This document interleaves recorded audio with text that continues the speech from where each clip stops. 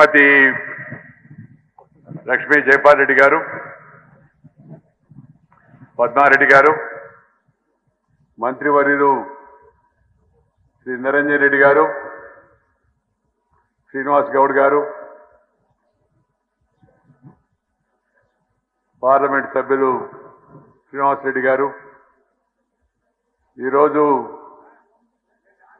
ఈ కార్యక్రమాన్ని వీళ్ళందరినీ ఇప్పుడు పంపించేస్తాను. నేను ఇబ్బంది లేదు, ఫోటో తీసుకోగానే వెంటనే పంపిస్తాను. ఎందుకంటే ఎన్ని ఫోటోలు తీసుకున్నా ఫోటోగ్రాఫర్లకి రాజకీయ నాయకులకి ఇంకొకసారి ఛాన్స్ అంటారు మామూలుగా. అది అలవాటు, అంత సులభం కాదు పోవడం. కానీ అమ్మా సమయం తక్కువ, ప్లీజ్ దయచేసి. మిత్రులారా, వేదిక పైన ఇతర పెద్దలు, జిల్లా పరిషత్ చైర్మన్, ఇంకా అనేక మంది నాయకురాళ్ళు ఉన్నారు. వాళ్ళందరి పేర్లు ఇందరికి పెద్దలు అందరూ చెప్పారు. చాలా సంతోషం. ఈరోజు 3 రకాల ప్రాముఖ్యత కలిగిన రోజు. ఈ దేశంలో స్వాతంత్ర సమర యోధుడు, ఈ దేశంలో స్వతంత్ర అనంతరం పదవులను కాదని ప్రజాస్వామ్య పటిష్టతకు పనిచేసిన వాడు, అన్యాయానికి, అవినీతికి, అక్రమానికి, అరాచకానికి వ్యతిరేకంగా పోరాట ఉద్యమానికి నాయకత్వం వహించిన యొక్క మహనీయుడు శ్రీ జయప్రకాష్ నారాయణ గారి యొక్క 120వ జయంతి కావడం చాలా గొప్ప విషయం. అందుకని ముందుగా నేను వారి యొక్క దివ్య స్మృతికి నివాళులర్పిస్తున్నాను. యువతరం, నవతరం, నేటి తరం వారి జీవిత చరిత్రను తెలుసుకొని ఆ మహనీయులు చూపించిన యొక్క మార్గంలో మనందరం పయనించాలా. సాంఘిక దురాచారాలకు వ్యతిరేకంగా, అవినీతికి వ్యతిరేకంగా, అరాచకానికి వ్యతిరేకంగా పోరాడినంటే ఆ మహనీయుడి దారిలో మనం మన జీవితాలను మార్చుకోవాల్సిన అవసరం ఎంతో ఉందని మీ అందరికీ కూడా నేను మనవి చేస్తున్నాను.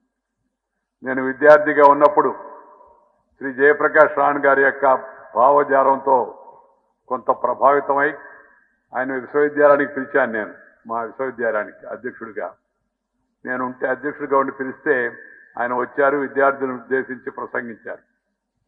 తర్వాత రాష్ట్రం అంతా కూడా ఆయన పర్యటనలో నేను వెంట ఉన్నాను. ఆ పేరుతో నన్ను ఎమర్జెన్సీలో జైలుకు పంపించారు 17.5 నెలలు.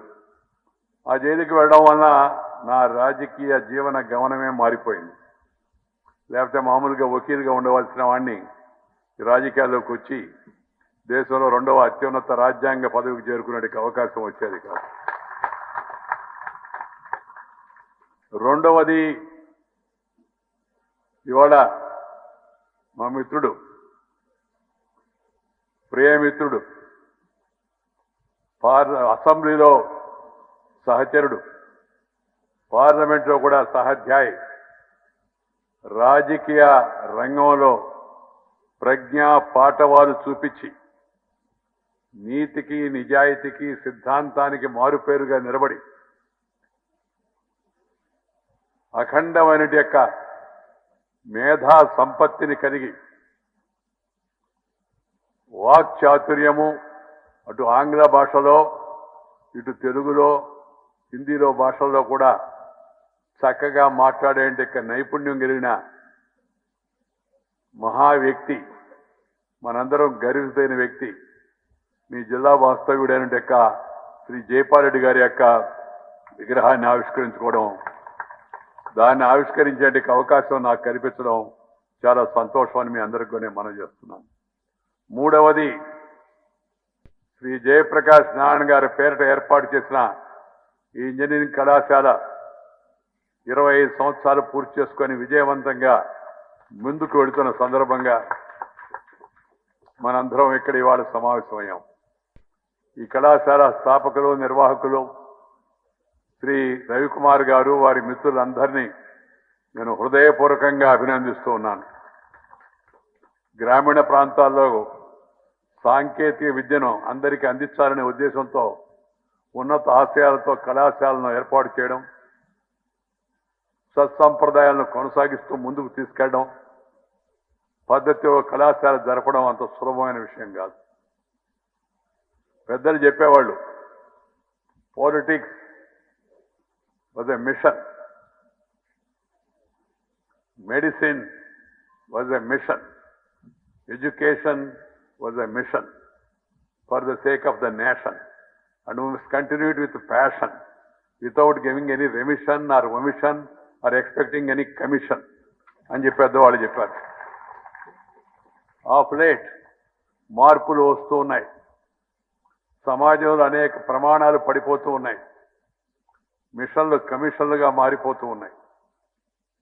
అలాంటి పరిస్థితుల్లో మనం ఈరోజు ఆ మహనీయుడు జయప్రకాష్ నారాయణ గారు చూపించిన మార్గంలో మళ్ళగా తిరిగి ఆ మిషనరీ ప్రవృత్తిని సంపాదించుకోవాల్సి ఉంది. జయపాల్ రెడ్డి గారు అంటే ఉత్తమ ప్రజాసేవకుడు, ఉత్తమ పార్లమెంటరీనే కాదు, ఉత్తమ స్పోక్స్ పర్సన్గా కూడా ఉత్తమ వ్యక్తిత్వం కలిగి, వ్యక్తిత్వము, కర్తృత్వము, మిత్రుత్వము అన్నిటితో కలిగిన నేతృత్వం కలిగిన అలాంటి మంచి వ్యక్తులను మనం జీవితంలో ఆదర్శంగా తీసుకొని ముందుకు వెళ్ళవలసి ఉంది. నేను ఆయన సిద్ధాంతపరంగా వేరువేరు భావాలు కలిగిన వాళ్ళం, ఇద్దరం జాతీయవాదులమే, కానీ సిద్ధాంతపరంగా వేరువేరు భావాలు కలిగిన వాళ్ళం. కానీ ఇద్దరం ఒకే బెంచ్లో కూర్చొని ఆ రోజున ప్రభుత్వానికి వ్యతిరేకంగా పోరాడేవాళ్ళం, కలిసి అనేక సందర్భాల్లో మాట్లాడుకుంటుండేవాళ్ళం, వేధించుకునేవాళ్ళం కూడా, కానీ సిద్ధాంతపరంగా చర్చించుకునేవాళ్ళం. ఎందుకంటే రాజకీయాల్లో ఎప్పుడు శత్రుత్వం ఉండకూడదు. We are only rivals, we are not enemies అనే విషయాన్ని ప్రతి ఒక్కరూ గుర్తుపెట్టుకోవాలి. ముఖ్యంగా నేటి రాజకీయ నాయకులు, నువ్వు ఏ పార్టీనైనా ఉండవచ్చు, ఏ సిద్ధాంతాన్ని విశ్వసించవచ్చు, కానీ ఇతరులు కూడా వాళ్ళకి నచ్చిన, వాళ్ళు మెచ్చిన మార్గంలో సమాజాన్ని సేవ చేయడం కోసం ఎంచుకున్నారు వాళ్ళు ఆ పార్టీలో. ఆ విషయాన్ని మనం గుర్తుపెట్టుకోవాలా, గౌరవించుకోవాలి. దానితో పాటు ప్రమాణాలు, ఇవాళ జయపాల్ రెడ్డి గారి గురించి మాట్లాడుతున్నాం మనం. శాసనసభ, పార్లమెంటు, వీటిల్లో కొన్ని ప్రమాణాలు పాటించాలి, ఉన్నత ప్రమాణాలు నెలకొల్పాల. అసెంబ్లీని, పార్లమెంటును ప్రజా సమస్యలను చర్చించే వేదికగా ఉపయోగించుకోవాలి. Discuss, debate and decide but do not disrupt అనే విషయాన్ని అందరూ గుర్తుపెట్టుకోవాలి. డిస్కస్ చేయాలా, డిబేట్ చేయాలా, డిసైడ్ చేయాలా, కానీ డిస్రప్ట్ చేస్తే ఉద్దేశమే నెరవేరు. ఈ విషయాన్ని బాగా ప్రభుత్వంలో ఉండే వ్యక్తులను దూషించలే, మేము గౌరవించేవాళ్ళం, విమర్శించేవాళ్ళం. అందుకని నేను అందరినీ కోరేది, కొత్త తరం పార్లమెంటు నాయకులు, పార్లమెంటు, అసెంబ్లీ ప్రజాప్రతినిధులందరినీ కోరేది, జీవితంలో కొన్ని ఉన్నత ప్రమాణాలు పాటించండి, సిద్ధాంత నిబద్ధత కలిగి ఉండండి, నీతి నిజాయితీని నమ్ముకుంటే ముందుకు వెళ్తాం. ఇష్టమైన పని కష్టమైన దాన్ని ఇష్టపడి కష్టపడితే నష్టపడేది ఏమాత్రం కూడా లేదు అనే విషయాన్ని అందరూ గుర్తుపెట్టుకోవాల్సిన అవసరం. ప్రపంచంలోకెల్లా పెద్ద ప్రజాస్వామ్య పార్లమెంటరీ దేశం మంది. We are the largest parliamentary democracy in the world. We should feel proud and we should see to it that the parliamentary spirit, those standards, those values are kept alive all the time. ఇది చాలా అవసరం అని చెప్పని సందర్భంగా నేను అందరికి కూడా గుర్తు చేస్తూ ఉన్నాను. ఎందుకంటే పార్లమెంటు, అసెంబ్లీ, మున్సిపాలిటీ, జిల్లా పరిషత్, ప్రజాప్రతినిధుల వేదికలు మనల్ని అందరూ చూస్తుంటారు. ప్రజలు మనల్ని చూస్తున్నప్పుడు మనం ఆదర్శంగా ఉంటే వాళ్ళు ఆదర్శాలు పాటిస్తారు. మనమే ఆదర్శం తప్పితే, నీతి తప్పితే, రీతి తప్పితే వాళ్ళకి స్ఫూర్తి ఉండదు. అందుకని ప్రజాప్రతినిధులుగా ఉన్న వాళ్ళ ప్రతి ఒక్కరు కూడా ఉన్నత ప్రమాణాలు, స్టాండర్డ్స్, వాల్యూస్ మెయింటైన్ చేయడం చాలా అవసరమని ఈ సందర్భంగా నేను అందరికి కూడా మనవి చేస్తున్నాను. పార్లమెంట్లో ప్రభుత్వం ప్రతిపాదిస్తుంది, ప్రతిపక్షం వ్యతిరేకిస్తుంది, కానీ అంతిమంగా సభ నిర్ణయిస్తుంది. నేను ఎప్పుడు చెప్తుంటాను, నేను పార్లమెంట్లో మరి దేశంలో అత్యున్నతమైన రాజ్యసభకు చైర్మన్గా పనిచేసే అవకాశం అదృష్టం కూడా నాకు లభించింది. నేను ఎప్పుడు చెప్తుండేవాడిని, పార్లమెంట్ గొడవలు జరుగుతుంటాయి, మీ అందరికీ కూడా తెలుసు. గొడవ జరగడం మంచిది కాదు. నేను చెప్పేవాడిని, మాట్లాడండి, శాంతియుతంగా పోట్లాడండి, కానీ సభను జరగనివ్వండి. ఇది చాలా అవసరం. జరిగితే ప్రభుత్వం యొక్క లోటుపాట్లు మనం బయట పెట్టవచ్చు, ఎత్తి చూపించవచ్చు, విమర్శించవచ్చు. నువ్వు విమర్శించుకో, criticise the government, discuss, debate and decide. Talk out or walk out, don't make breakout అని చెప్పేవాడిని. If you do the breakout it will be an all out for democracy. ఆ విషయాన్ని అందరం గుర్తుపెట్టుకోవాల్సిన అవసరం ఎంత కూడా ఉంది. Let the government propose, let the opposition oppose, but let the house dispose. House అంటే పార్లమెంట్ నిర్ణయించాలి. ఎందుకంటే ఎవరికి మెజార్టీ ఉంటే మెజార్టీ నిర్ణయం జరుగుతుంది. నీకు మెజార్టీ లేదు, లేనప్పుడు నువ్వు చేయవలసింది ఏంటి అంటే గమ్ముగా ఉండమా, చెయ్యెత్తడమా, చేయకొట్టమా కాదు. విమర్శించు, వాకౌట్ చేయి, బయటకు వెళ్ళు, ప్రజల్లో తిరుగు, ప్రజలను సంఘటితపరచు, ఉద్యమించు. ఆ ప్రభుత్వాన్ని దించేందుకు 5 ఏళ్ల తర్వాత ప్రయత్నించు. ఆ ఓపిక ఉండాలా. You must have patience. If you don't have patience you will become a patient, and that to inpatient. So have patience. రాజకీయాల్లో ఓపిక ఉండాలా. నేను రాజకీయంలో చేరినప్పుడు నేను ఎంచుకున్న పార్టీ ప్రభావితంగా లేదు. నాకు ఆయన పెద్ద ఆయన చెప్పాడు, రే బాబు ఆ పార్టీలో చేరుతున్న జన్మలో అధికారంలోకి రాదురా అని. ఏమన్నా, అది ఉత్తర భారతీయ పార్టీ, అది పట్టణాల పార్టీ, చదువుకున్న వాళ్ళ పార్టీ, అది బ్రాహ్మణుల పార్టీ, కోమట్ల పార్టీ అని చెప్పాడు ఆయన నాకు ఆ రోజులు. అని ఆఖరిని ఒక మాట అన్నాడు, అది శాకాహారుల పార్టీరా అని. నాకు అప్పుడు దాకా మామూలుగా విన్నాను, ఆఖరి ఆ మాట కొంచెం కంగారు కలిగింది నిజంగా. ఎందుకంటే నేను మాంసాహారిని. తర్వాత వెళ్ళి పెద్దలు అడిగితే అదేం లేదు, శుద్ధంగా తినొచ్చు, కానీ మీటింగుల్లో మాత్రం ఏదన్నా ఒకటే పెడతాం, ఎందుకంటే ఇన్ని రకాలు చేసి మనం పోయేది we are going for a meeting not for eating అని చెప్పాడు ఆయన. ఆ వరుసగా ఎలక్షన్లో ఓడిపోవడం అందరూ గెలవలా, కానీ అదే పార్టీలో ఉండాను. గోడల మీద రాశాను, జెండాలు కట్టాను, మైకులు అనౌన్స్మెంట్ చేశాను. నాకు చిన్నప్పుడు గుర్తు, శ్రీ అటల్ బిహారీ వాజ్పేయి గారు మా ఊరికి వస్తున్నారంటే నేను ఆ ఊరిలో జట్కా బండిలో కూర్చొని, బండిలో ఎడ్ల బండి, చిన్న బండి ఉండే ఆ రోజు, ఆ బండిలో కూర్చొని ట్యాక్సీ ఆటోలు పెట్టే శక్తి ఉండేది కాదు. దాంట్లో కూర్చొని ఊరంతా తిరుగుతూ, సాయంత్రం బహిరంగ సభ ఉంది కోమటి మైదానంలో, తరుణ హృదయ సామ్రాట్ అటల్ బిహారీ వాజ్పేయి గారు వస్తున్నారు, మీరందరూ వచ్చి ఆ సభను జయప్రదం చేయబడి అనౌన్స్ చేశాను. ఎడ్ల బండిలో, జట్కా బండిలో కూర్చొని మైకులో వాజ్పేయి గారి యొక్క మీటింగ్ అనౌన్స్ చేసిన ఆ వెంకయ్య ఒకరోజు అదే అటల్ బిహారీ వాజ్పేయి అద్వానీ మధ్యలో కూర్చొని అఖిల భారత అధికార పార్టీకి అధ్యక్షుడు అవుతారు నేను ఎప్పుడు అనుకోలేదు. ఎందుకు ఈ ఉదాహరణ మీకు చెప్తున్నానంటే, కష్టపడితే, శ్రమిస్తే, పట్టుదల ఉంటే నీ లక్ష్యాన్ని చేరుకోగలవు. ఈ విషయాలు అందరూ గుర్తుపెట్టుకోవాల్సిన అవసరం ఎంతో ఉంది. ఇది చాలా అవసరం. ఆ తర్వాత జీవితంలో ప్రతి ఒక్కరికి ఒక ధ్యేయం ఉండాలి, ఒక లక్ష్యం ఉండాలి. అది లేకుండా ఉంటే జీవితంలో మనం ముందుకు వెళ్ళాం. విద్యార్థులు, చదువుకునే వాళ్ళందరినీ మిమ్మల్ని అందరినీ కోరుతున్నా, have aim and then have dream. Think and act and work with discipline, dedication and determination. You will excel. జీవితంలో పైకి వస్తావు. కలాం గారు చెప్పారు, aim high and dream high అని. కలలు కనండి, కానీ కష్టపడండి. కేవలం కూర్చొని కలలు కంటే ఏమవుతుంది మీ అందరికీ తెలుసు. కష్టపడాలి. సో కష్టపడే మనస్తత్వాన్ని అందరూ అర్థం చేసుకోవాలి, అలవాటు చేసుకోవాలి. 2 క్రమశిక్షణతో నడవాలి. 3వది అంకిత భావం ఉండాలి. 4వది సమాజం కోసం కూడా మన జీవితాన్ని కొంత ఖర్చు పెట్టాలి. మనం చిటినా బొజ్జకు శ్రీరామ రక్ష, దేశం సంగతి దేవుడికి ఎవడెట్టబోతే నాకెందుకు అనుకుంటే మధ్యప్రదేశ్ పెరిగిపోద్ది. మధ్యప్రదేశ్ అంటే మీకు తెలుసు కదా, దానివల్ల ఇబ్బందులు వస్తాయి. అందువల్ల మనం ప్రతి ఒక్కరం కూడా కొంత క్రమశిక్షణ ఉండాలి. పిల్లలందరూ నేను కోరేది, యువకులు యువతులందరూ కూడా అందరూ కష్టపడండి, నష్టపడరు. దానివల్ల ఇష్టపడి కష్టపడండి. 2 క్రమశిక్షణతో ఉండండి. Have discipline. మీరు డిసిప్లిన్గా ఉండేది మీ హెడ్ మాస్టర్ కోసం, ప్రిన్సిపాల్ కోసం, కరస్పాండెంట్ కోసం కాదు, మన కోసం, మన దేశం కోసం. మూడవది, మనం ఆ యొక్క వచ్చిన అవకాశాన్ని ఉపయోగించుకోవడానికి సిద్ధంగా ఉండాలి. అప్పుడు జీవితంలో తప్పనిసరిగా పైకి వెళ్ళగలం. దానికోసం నేపథ్యం కుటుంబంలో పెద్ద పొలిటీషియన్స్ అయి ఉండబడలే. కష్టపడితే మనం కూడా గొప్ప వాళ్ళకి చేరగలం. ఇది చాలా అవసరం. దాంతోపాటు నేను చెప్పదలుచుకొని ఇంకో సలహా అందరికీ, దయచేసి అందరూ మాతృభాషను గౌరవించండి, మాతృభాషను చదువుకోండి.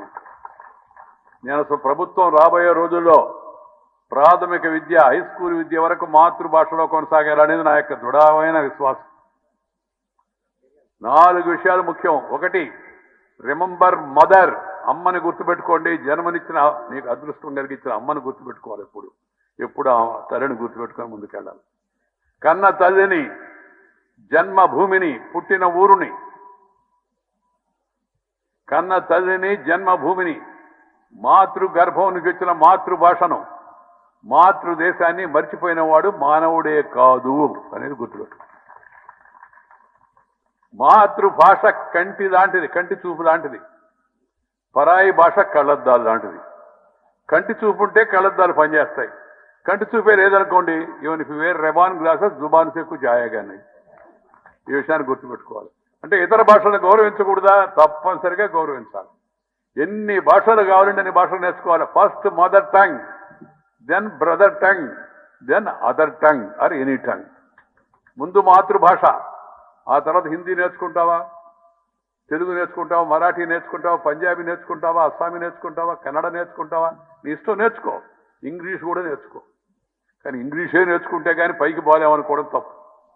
కొందరు చెప్తుంటారు ఇంగ్లీష్ నేర్చుకోకపోతే పైకి పోలేము సార్ అని. నేను ఆ మధ్య మాట్లాడుతుంటే ఒక కుర్రోడు అడిగాడు నన్ను, సార్ పైకి పోవాలంటే ఇంగ్లీష్ ఉండాలని. నేను అర్థం చేసుకున్నా. కానీ వాడు సరదాగా సమాధానం చెప్పా. నేను భగవంతుడితో ఈ మధ్య ఐఎస్టీడీలో మాట్లాడాను, అడిగాను ఆయన్ని, నీ దగ్గర రావాలంటే ఏమన్నా ఇంగ్లీష్ వచ్చి ఉండాలని.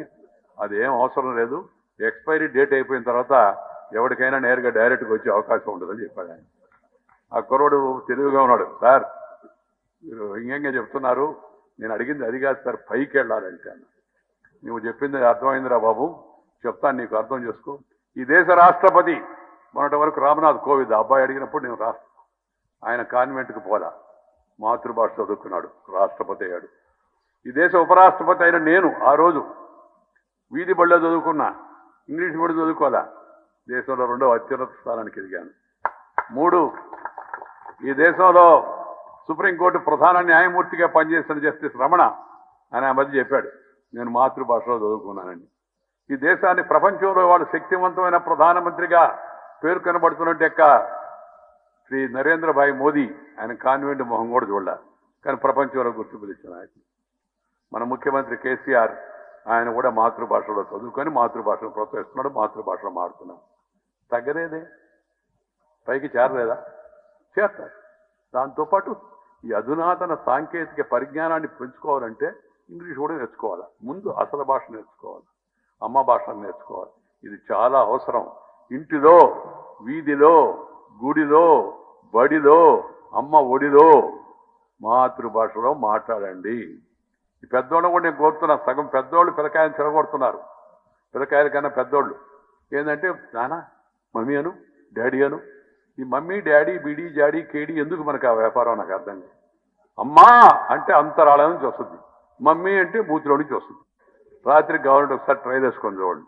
నేను అన్ని మీటింగ్లు చెప్తున్నా, కావాలని చెప్పిందే చెప్తున్నాడు. ఏంటంటే చెప్పిందే చెప్తే కానీ అర్థం కావడం నాకు కొందరు. చెప్పేది వ్యర్థం కాకూడదని అర్థం కావాలని నేను కావాలని చెప్తున్నాను, మాట్లాడాను. ఆ తర్వాత ఇతర భాషల్లో ప్రావీణ్యం సంపాదించాలి. నేను అసెంబ్లీలో ఉన్నప్పుడు నేను జయపారెడ్డి గారు ఇద్దరం చాలా గట్టిగా మాట్లాడుతుంటే, మా తర్వాత మాట్లాడాల్సిన ముఖ్యమంత్రి వెంటనే లేచి సమాధానం చెప్పేవాడు కాదు. చెప్తే స్పీకర్ అడిగా, అధ్యక్ష, ముఖ్యమంత్రి గారు మీరు సమాధానం చెప్పాలండి. ఆయన నిదానంగా లేచి, అధ్యక్ష ఇప్పుడే పంజాబ్ మెయిల్ పోయింది, ఇక్కడ ఊపిరి తీసుకోనండి అన్నాడు. అంటే చాలా స్పీడ్గా, మేము ఇద్దరు చాలా స్పీడ్గా మాడేవాడు. ఆయన ఇంకొక మంత్రి లేచి, అధ్యక్ష వీళ్ళిద్దరూ తిరుపతి వెంకట కవుల్లాగా ఒకరు ఇంగ్లీష్లో ఒకరు తెలుగులో మమ్మల్ని వాయించేస్తున్నారు, కొద్ది ఊపిరి తీసుకొని సార్ అని. అనర్ఘళమైన ఆంగ్లేయ భాష మాట్లాడేవాడు చెప్పాడు, కానీ తెలుగు కూడా వచ్చు ఆయన. మామూలు వాడితో తెలుగులోనే మాట్లాడేవాడు. నాకు ఇంగ్లీష్ వచ్చు, కానీ నేను తెలుగులో మాట్లాడడం ఇష్టపడేవాడిని. తెలుగులోనే మాట్లాడు. ఎందుకంటే జనానికి తెలిసింది, మాడుగుల్లో జనానికి తెలిసింది ఏంది? మాతృభాషే కదా. ఇక్కడ దేవరకర్రలో కానీ ఎక్కడైనా సరే దానిపోదు మన జనంతో మాడాలంటే ముందు మాతృభాష అలవాటు కావాలి. ఆ తర్వాత ఇతర భాషలు కూడా నేర్చుకోవాలి. నేర్చుకుంటే మనం పైకి వెళ్ళేందుకు అవకాశం కూడా ఉంది. ఈరోజు ఈ సభకు రావడం నాకు చాలా సంతోషంగా ఉంది. వచ్చి మీతో కొన్ని విషయాలు పంచుకునేందుకు అవకాశం లభించింది. చాలా సంతోషం. నాకు జయపాల్ గారి మా ఇద్దరికి మ్యూచువల్ అఫెక్షన్ ఉండేది. ఒకరంటే ఒకరు అభిమానించేవాళ్ళు, గౌరవించుకునేవాళ్ళు, ప్రేమించుకునేవాళ్ళు. కానీ దురదృష్టవశాత్తు భగవంతుడు ఆయన్ని ముందు తీసుకెళ్ళిపోయాడు. మనం ఆయన్ని గుర్తుపెట్టుకోవడం మంచి పని ఏంటంటే, ఆయనకు నివాళులు అర్పించడం అంటే పుష్పమాల వేయడము లేదా విగ్రహం పెట్టడం ఒకటే కాదు, ఆయన చూపిన మంచి మార్గంలో నడిచే ప్రయత్నం చేయడం. That is the real tribute to the leader whom you all like and admire. ఈ విషయాన్ని గుర్తుపెట్టుకోవాలని చెప్పిన సందర్భంగా మనం చేస్తూ, ఈరోజు ఈ కళాశాల నడుపుతున్న శ్రీ రవికుమార్ గారికి దీన్ని మరింత ఉన్నత ప్రమాణాల్లో బాగా ముందుకు తీసుకెళ్లాలని, ఈ నూతన విద్యా విధానం ఏదైతే కేంద్ర ప్రభుత్వం ప్రవేశపెట్టిందో దాన్ని అర్థం చేసుకొని ఆ విద్యా విధానాన్ని అమలు చేసేందుకు అందరూ కూడా ప్రయత్నం చేయాలని, దాంతోపాటు భారతీయ భాషలను మరింతగా ప్రోత్సహించాలని చెప్పని సందర్భంగా మనం చేస్తూ, ఈరోజు మరొకసారి మీ అందరికీ నాకు మళ్ళా తిరిగి హైదరాబాద్కు వెళ్లాల్సిన కార్యక్రమం ఉంది. ఒకటి, నా మిత్రుడు జయపాల్ గారి విగ్రహావిష్కరణ అని చెప్పడం, రెండు, జేపీ గారి పేరుతో కళాశాల ఉందని తెరవడం, తర్వాత ఈ జయంతి కలిసి రావడంతో నేను తప్పనిసరి అంగీకరించి ఈ కార్యక్రమానికి వచ్చాను. మళ్ళా తిరిగి వెళ్ళవలసి ఉంది. అందువల్ల ఎక్కువసేపు మీ దగ్గర ఉండలేకపోతున్నాను. మీ అందరికీ, పెద్దలందరికీ నమస్కారాలు. మరి యువతులందరికీ శుభాకాంక్షలు తెలియజేస్తూ మీ దగ్గర సెలవు తీసుకున్న నమస్కారం. జై హింద్.